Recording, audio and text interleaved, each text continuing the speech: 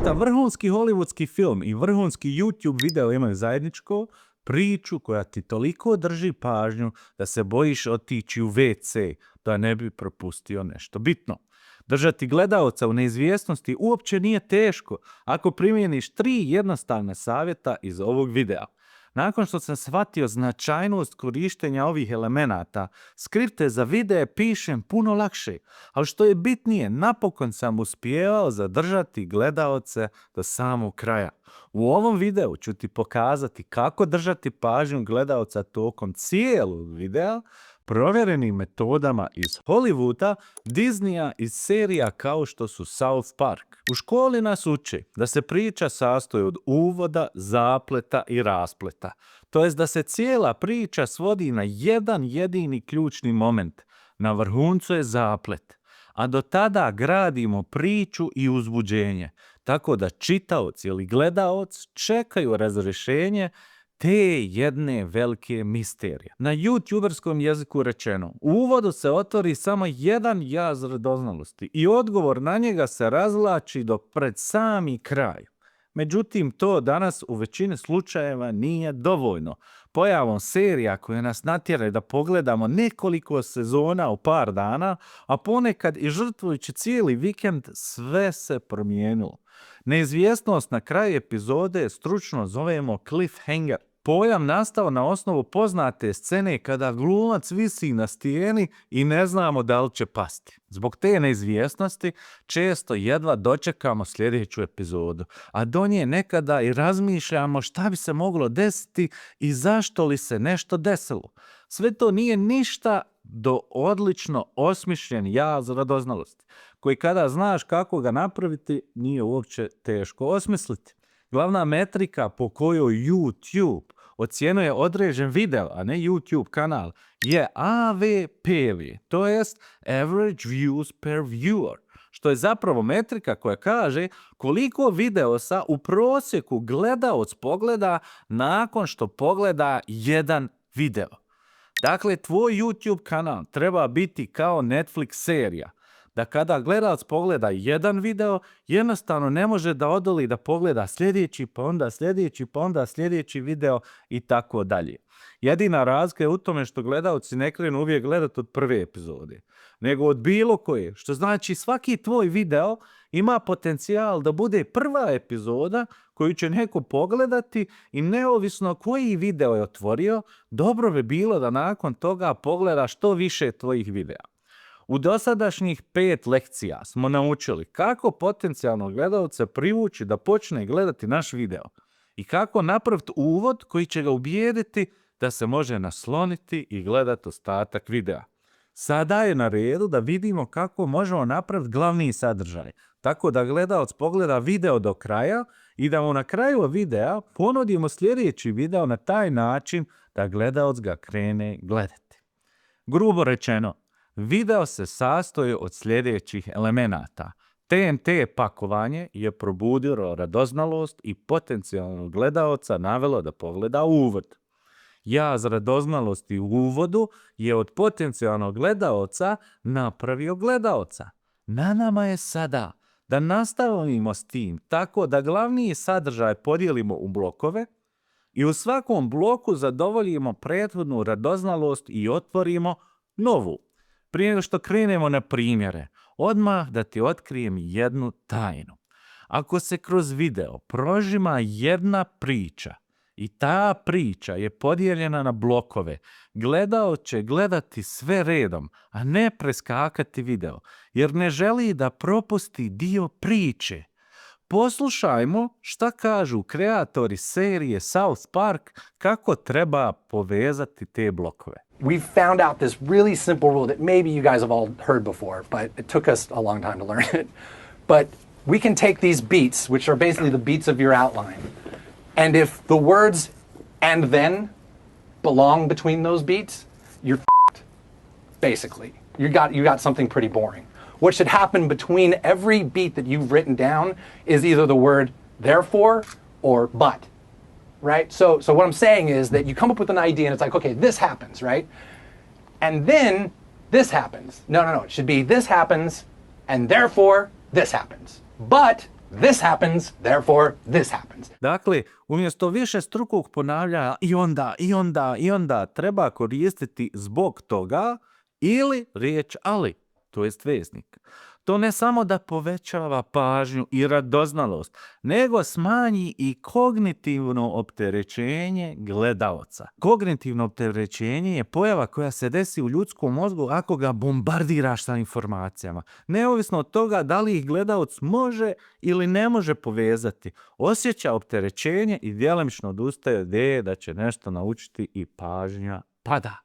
Zato je na nama da svaki blok zaokruži taj dio priče i da prelazimo na drugi, to jest da se isprazni mozak. To je najbitniji dio pisanja skripte, a zove se pojednostavljivanje.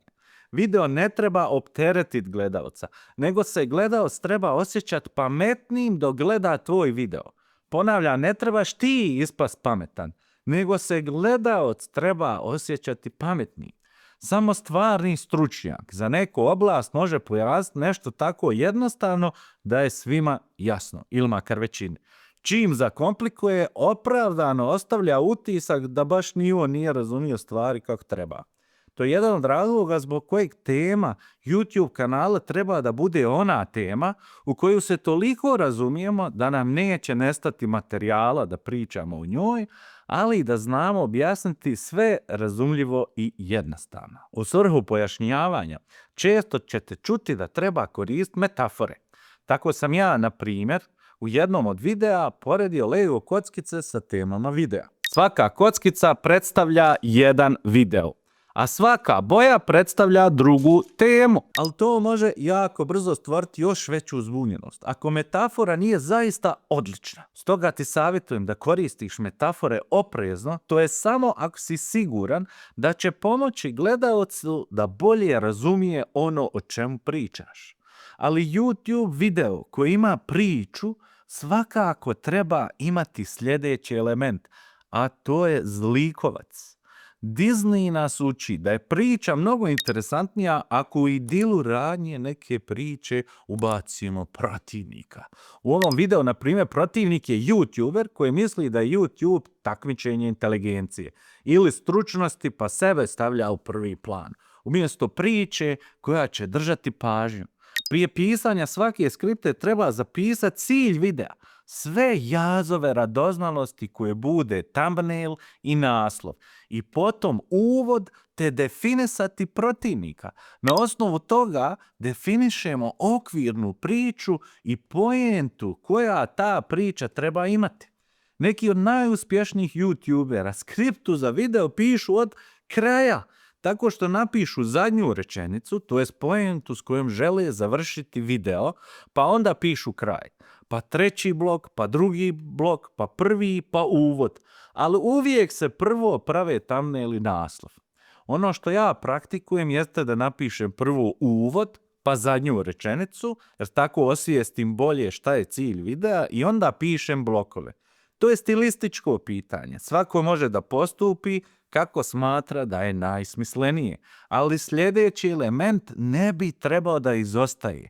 Naime, jedino bolje od napete priče je lični doživljaj upakovan kao napeta priča.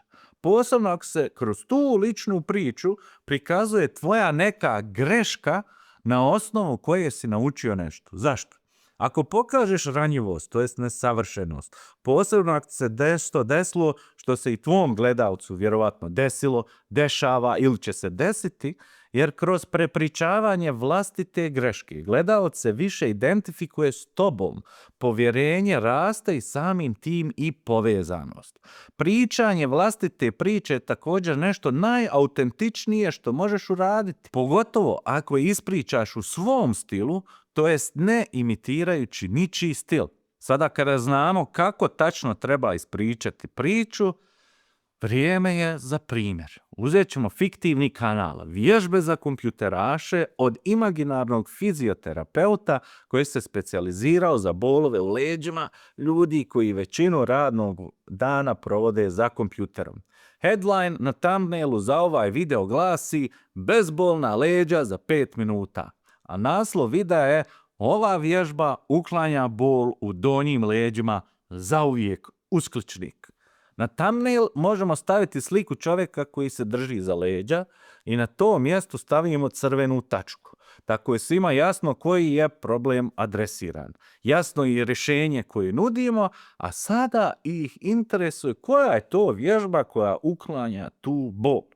Uvod u takav video mogao bi glasiti ovako. Ako sjediš za kompjuterom duže od 4 sata dnevno, šanse da te već sada boli donji dio leđa kada duže stojiš je 90%, a u nekim slučajevima ćeš čak morati jednog dana možda i na operaciju. Međutim, ako budeš radio vježbu koju ću ti predstaviti u ovom videu, svaki dan 5 minuta, ne samo da ćeš izbjeći operaciju sa 98% vjerovatnoće, nego ćete nakon 7 dana prestati boliti leđa. Već 22 godine isključivo se bavim fizioterapijom za muškarce koji većinu svog radnog vremena provode za kompjuterom. Preko 6000 pacijenata je prošlo kroz moju ordinaciju, od njih najmanje pola radi bolova u leđima. Dugo je trebalo dok sam pronašao rješenje koje skoro svima može pomoći. Kažem skoro svima jer pacijenti koji imaju oštećene pršljenjove diskove ili druge povrede kičme, naravno ovim vježbama nažalost ne mogu riješiti bol i trebaju se obratiti specijalisti za to. Da bismo razumjeli zašto ova vježba pomaže, bitno je da razumijemo zašto dolazi do boli. Garantujem ti da će te uzrok iznenaditi. Početni huk, to jest kuka na koji se upecao gledalac, je takozvani činjenični huk, koji budi još veći strah od neaktivnosti. Niko ne želi čuti da će morat na bilo kakvu operaciju. Drugi odlomak nudi odmah olakšanje kroz obećanje. Treći odlomak jasno ističe kredibilitet. Četvrti je pravno ograđivanje koje je nužno u ovoj niši, a peti nam budi radoznalost da saznamo za uzrok. Dakle, solidan uvod. Ispoštovao sve elemente i avatar je zaljepljen za ekran, jedva čeka da čuje više. Idemo na prvi blok koji bi mogao glasiti ovako. Ono što većina pacijenata pretpostavlja jeste da imaju slabe leđne i trbušne mišiće, pa zbog toga imaju bolove u leđima te samostalno odluče svakodnevno raditi trbušnjake. Ukoliko si ti jedan od njih, molim te odmah prestani s tim, samo pogoršavaš situaciju. Zašto? Zato što se leđni mišići grade kroz vježbu dizanja nogu ležeći na tvrdoj ravnoj podlozi, a ne trbušnjacima, ali i ta vježba ti neće mnogo pomoći. Jer glavni uzrok bolova u leđima kod kompjuteraša je zapravo atrofiranje mišića gluteusa. To je totalno slabljenje mišića na stražnjici. Zbog toga je prvobitni cilj ponovo oživiti te mišiće. Preuzetu radoznalost iz uvoda pokušava riješiti znanjem gledaoca i stavlja mu do znanja da ne glumi doktora na osnovu pročitanih članaka na internetu, bez da ga uvrijedi. Onda ga spašava savjetom da stane sa tim vježbama što uzrokuje zahvalnost u gledaocu. Potom odmah i otvara novu radoznalost oko sljedeće vježbe. Završava sa zbog toga umjesto sa i onda. Gledalac zna da slijedi objašnjenje kako živiti taj mišić. Kognitivno je preradio uzrok i zapamtio šta ne treba raditi. Sada je mozak slobodan za sljedeću bitnu informaciju. To bi moglo zvučati ovako. Ti mišići nose određen teret, ako postoje, to jest ako su aktivni. Ako su ti mišići slabi ili neaktivni, sav teret koji su oni nekad nosili spanu na leđa i noge. Jasan pokazatelj da je taj mišić zamro jeste ako ti noge podrhtavaju dok uspravno hodaš nizbrdo.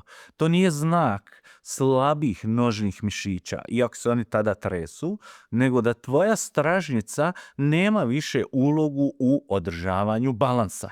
Zato te leđa bole kada na kraju šetnje sjedneš, a i zbog toga ti tabani ili cijela stopala bride.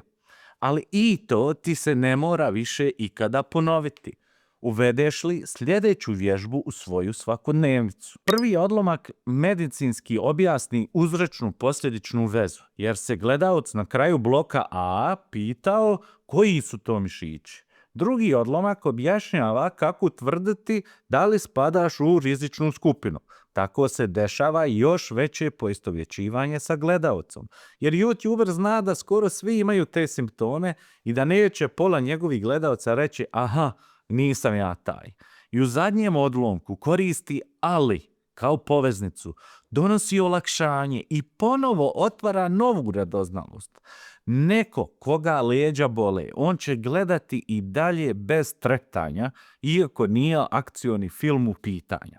I da vidimo kako bi treći blok mogao izgledati. Vježbu si vidio bezbroj puta, ali rijetko je radiš. Neko će čak reći da je to ženska vježba, jer većina žena koje redovno treniraju jako često rade ovu vježbu, a to su čučnjevi. Da, čučnjevi i to ispravni čučnjevi. Ovako se rade ispravni čučnjevi. Ukoliko budeš radio svaki dan 10 ispravnih čučnjeva prije posla, isto toliko nakon posla, bolovi u leđima će iz dana u dan sve postati manja i na kraju nestati, da. I onda ćeš se umjesto odlaska na operaciju moći fokusirati da smanjiš masne naslage na svom stomaku. Pogledaj ovaj video sljedeći da vidiš kako jednostavno možeš skinuti masne naslage za samo par sedmica i možda nakon toga čak kreneš raditi na svojim trbušnjacima. Gledaoca je iznenadilo kada je čuo da je riječ o čučnjevima. Posebno je korisno da sazna kako se ispravno rade čučnjevi. U videu se vidi, jer većina zaboravi da je izuzetno bitno da su ruke ispružene prema naprijed i da vrhovi prstiju ne prelaze koljena u punom čučnju. Dodatno olakšanje dolazi kada kompjuteraš sazna da je potrebno samo 10 čučnjeva prije i 10 poslije posla. Zabezeknut jednostavnošću i rješenja osjeća olakšanje i vjerovatno će to i primijeniti. A to je zapravo najbitniji dio videa.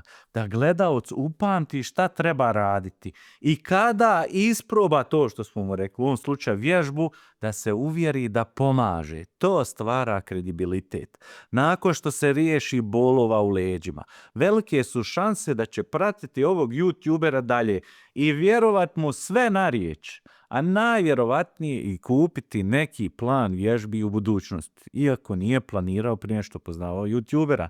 Zato na samom kraju YouTuber nudi sljedeći video za problem za kojeg je opet 99% siguran da ga ima, a zna da gledaoc sanja o rješavanju tog problema. Veoma je moguće da će gledaoc odmah i taj video pogledati. Da li će odmah kupiti vježbe za skidanje masnih naslaka na stomaku je totalno nebitno, jer kada se riješi bolova u leđima, šanse da će kupiti te vježbe su mnogostruko veće. Dobro, to bi bila obična skripta, koja u sebi ima i South Park elemente kao i Disney element protivnika, koji je u ovom slučaju vježba trbušnjaka. Ali nedostaje Hollywood ili Netflix element, a to je da ispriča priču ili još bolje to upakuje u svoju priču. Nasloni se i obrati pažnju na to koliko ćeš snažnije reagovati na istu skriptu samo napisanu kao ličnu priču. Svaki dan sam sjedio najmanje 4 sata za kompjuterom, sve dok mi doktor nije rekao da postoji šansa da ću morat opersat kičmu. Ako me već sada boli donji dio leđa kada duže stojim. Prepao sam se, moram priznat. Međutim, predstavio mi je vježbu koju trebam svaki dan raditi samo 5 minuta i obećao ne samo da ću izbjeći operaciju sa 98% vjerovatnoće, nego da će me nakon 7 dana prestati boliti leđa. Danas sam fizioterapeut i već 22 godine se isključivo bavim fizioterapijom za muškarce koji većinu svog radnog vremena provode za kompjuterom. Preko 6000 pacijenata je prošlo kroz moju ordinaciju, od njih najmanje pola radi bolova u leđima. Doktor mi je na tom pregledu srećom otkrio rješenje koje skoro svima može pomoći. Kažem skoro svima jer pacijenti koji imaju oštećene pršlinove, diskove, druge povrede kičme, naravno ovim vježbama nažalost ne mogu riješiti bol i trebaju se obratiti specijalisti za to. Ali svim drugima mogu pomoći. Da bi ti razumio zašto ova vježba pomaže, bitno je da razumijemo zašto dolazi do boli. Garantujem ti da će te uzrok iznenaditi. Ja sam pretpostavljao da imam slabe leđne i trbušne mišiće, pa da zbog toga imam bolove u leđima, te sam samostalno odlučio svakodnevno raditi trbušnjake. Međutim, doktor me zamolio da odmah prestanem s tim jer samo pogoršavam situaciju. Zašto sam pitao? Zato što se leđni mišići grade kroz vježbu dizanja nogu ležeći na tvrdoj ravnoj podlozi, a ne trbušnjacima. Ali i ta vježba mi ne bi puno pomogla jer glavni uzrok bolova u leđima kod kompjuteraša, kako mi je doktor rekao, je zapravo atrofiranje mišića gluteasa. To danas i ja znam. To je totalno nestajanje mišića na stražnici. Zbog toga mi je doktor objasnio da je prvobitni cilj ponovo živ te mišiće. Ti mišići nose određen teret, ako postoji, to jest ako su aktivni. Ako su ti mišići slabi ili neaktivni, sav teret koji su oni nekad nosili spadnu na noge i leđa. Ja sam pokazatelj da je taj mišić zamro jeste ako ti noge kao meni podrhtavaju ako uspravno hodaš nizbrdo. To nije znak slabih nožnih mišića, iako se oni tada tresu, nego da tvoja stražnica nema više ulogu u održavanju balansa. Mene su leđa boljela kada na kraju šetnje sjednim, a i zbog toga su mi tabani i nekada cijela stopala bridila. Imao sam sve simptome, ali veliko olakšanje sam osjetio kad mi je doktor rekao da se to ne mora više ikada ponoviti. Ako uvedem sljedeću vježbu u svoju svakodnevnicu. Vježbu sam vidio bezbroj puta, ali rijetko sam je radio. Smatrao sam da je to vježba za žene, jer većina žena koje redovno treniraju jako često ovu vježbu rade. A to su čučnjevi. Da, čučnjevi i to ispravni čučnjevi. Ovako se rade ispravni čučnjevi. Dozvoli da ti demonstriram na videu. Obrati pažnju kako ja držim ruke vodoravno ispred sebe i kako mi prsti ne prelaze koljena u punom čučnju. To je ključ ispravnog čučnja. Radio sam svaki dan 10 ispravnih čučnjeva prije i poslije posla. Bolovi u leđima su iz dana u dan sve postali manji i na kraju srećom nestali. Umjesto odlaska na operaciju, fokusirao sam se da skinem masne naslage na svom stomaku. Pogledaj ovaj video sljedeći da vidiš kako jednostavno i ti možeš skinuti masne naslage za samo par sedmica i možda nakon toga čak kreneš raditi na svojim trbušnjacima. Nevjerovatno, jel da? Doživljaj tokom slušanja ovakvog videa se za onoga koji ima bolove u leđima i traži rješenje može porediti sa gledanjem uzbudljivog filma ili serije. Napiši u komentarima je li i tebi lična priča upotpunila skriptu videa iz vježbe. I još jedan bitan savjet za youtubere. Oprezno sa takozvanim timestampovima u opisu videa. Ukoliko vam timestampovi odaju gdje se nalazi rješenje u videu, izgubit ćete mnogo, jer mnogi će preskočiti do te scene. Ako koristite timestampove, onda ih koristite kao što su napravili u ovom videu, anonimizirani. Također, uvod nikada nemojte nazvati uvod, iako je anoniman, isto važi za kraj. Na primjeru ove vježbe vidio si kako se u gledaocu aktivira takozvani anđeoski koktel hormona. Šta je to anđeoski koktel hormona i kakve veze hormoni imaju sa pričanjem priča, možeš pogledati u ovom videu, koji je snimak jedan od mojih predavanja sa konferencije Konverzija. Upozoravam te da je taj video jako emocionalan za neke ljude i da će ti možda trebati maramica. A kada njega pogledaš, pokušaj primijeniti anđeoski koktel u svojim skriptama i svom video editoru pošalji da pogleda ovaj video nakon što ga i ti odgledaš.